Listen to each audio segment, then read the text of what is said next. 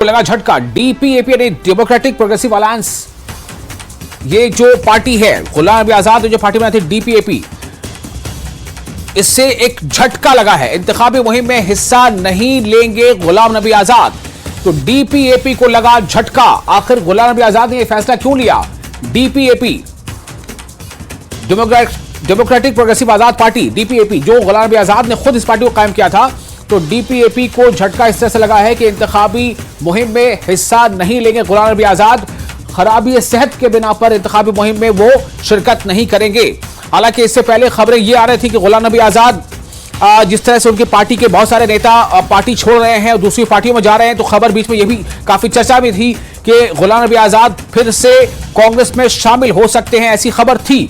लेकिन अब जबकि गुलाम नबी आजाद ने एक पॉलिटिकल पार्टी बनाई थी और यह कहा था कि हमें जम्मू कश्मीर के आवाम के लिए सियासत करनी है, और अब जब जम्मू कश्मीर में असेंबली का इंतखाब होने जा रहा है, पहले फेज के लिए नॉमिनेशन की फाइलिंग हो चुकी है, दूसरे फेज के लिए नोटिफिकेशन जारी हो चुका है, अब यह खबर आ रही है कि गुलाम नबी आजाद जो है वो डीपीएपी के लिए इंतखाबी मुहिम में हिस्सा नहीं लेंगे।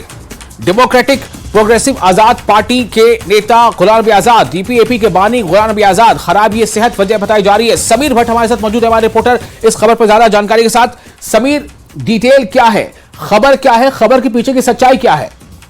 देखिए, ये बहुत बड़ी खबर सामने आ रही है और ये खबर कंफर्म हो गई है। डीपीएपी के नेताओं ने कंफर्म की है कि जो गुलाम नबी आजाद हैं वो अब इलेक्शन कैंपेनिंग का हिस्सा नहीं होंगे। उन्होंने अपने ऑफिशियल डीपीएपी ग्रुप में एक मैसेज डाली है, व्हाट्सएप ग्रुप में अपने नेताओं को कहा है, जिसमें सभी नेता कनेक्टेड है। उसमें उन्होंने एक मैसेज डाली है, उसमें ये कहा है कि वो इलेक्शन कैंपेनिंग का हिस्सा नहीं बन पाएंगे क्योंकि उनकी सेहत ठीक नहीं है।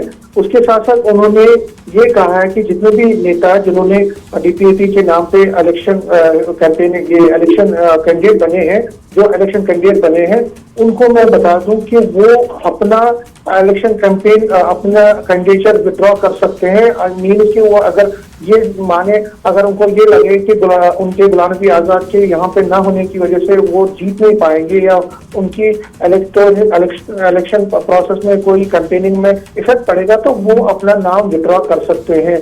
वो कोई प्रॉब्लम नहीं है अगर वो अपना नाम विड्रॉ करें। तो ये एक बड़ा झटका है, बड़ा सेटबैक है डीपीएपी के लिए, क्योंकि डीपीएपी जो है, आपने देखा लोकसभा इलेक्शन में भी जब 2 सीटों पे, कश्मीर की 2 सीटों पे चुनाव लड़ा और पार्टी को इतनी ज्यादा वोट नहीं मिले, उसके बाद अचानक गुलाम नबी आजाद दिल्ली चले गए और उसके बाद ना तो वो एक्टिव थे, ना किसी कैंपेन में, ना किसी जो पार्टी की जो कोई रैली हुई, कोई कन्वेंशन हुआ, और जब असेंबली इलेक्शन की अनाउंसमेंट हुई तो उसके बाद भी वो जम्मू कश्मीर नहीं आए। ये अपने आप में संकेत दे रहा था कि जो गुलाम नबी आजाद है वो ज्यादा एक्टिव नहीं है और इंटरेस्ट नहीं ले रहे हैं। हालांकि बीच में ये भी खबरें आई थी कि वो कांग्रेस के इन टच में है। उनके जो नेता हैं जैसे डीएम सरूरी, वो अब डीपीएपी का हिस्सा नहीं है। इसी तरह से ताज मुहिद्दीन है, वो डीपीएपी का हिस्सा नहीं है। उससे पहले भी बहुत सारे नेता डीपीएपी से निकल गए थे, तो उस तरह भी पता चला था कि डीपीएपी जो है वो स्ट्रगल कर रही है। हालांकि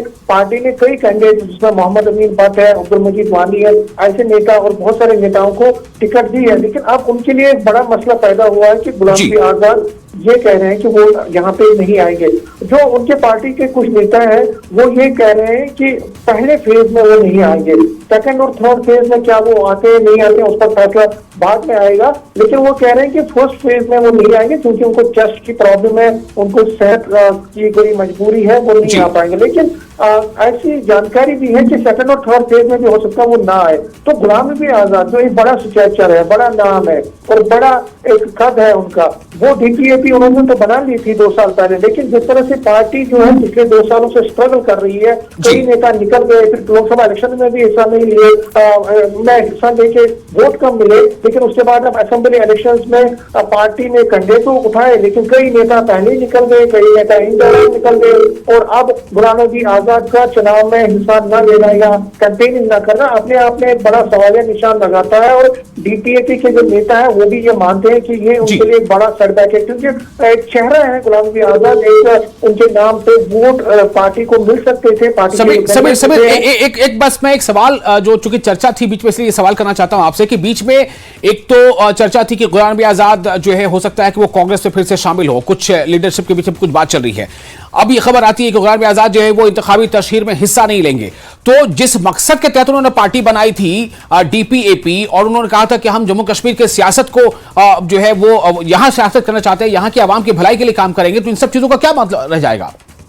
देखिए बहुत बड़ी, जिस तरह आपने सही कहा, देखिए डीपीएपी का जब उन्होंने बनाई थी, मुझे याद है जब एक रैंक जी, और तो आप देख रहे थे ये खबर काफी जो है चौंकाने वाली खबर मानी जा सकती है, क्योंकि डीपीएपी के जो भी कैंडिडेट्स होंगे या जो चुनाव में अपनी किस्मत आजमा रहे हैं, उनके लिए वाकई एक बहुत बड़ा ये झटका होगा, क्योंकि उनके पार्टी के जो मुखिया हैं, जो बानी है, जो फाउंडर है गुलाम नबी आजाद, वो अब इंतखाबी मुहिम में हिस्सा ही नहीं लेंगे। इस बारे में ये जानकारी उन्होंने दे दी है।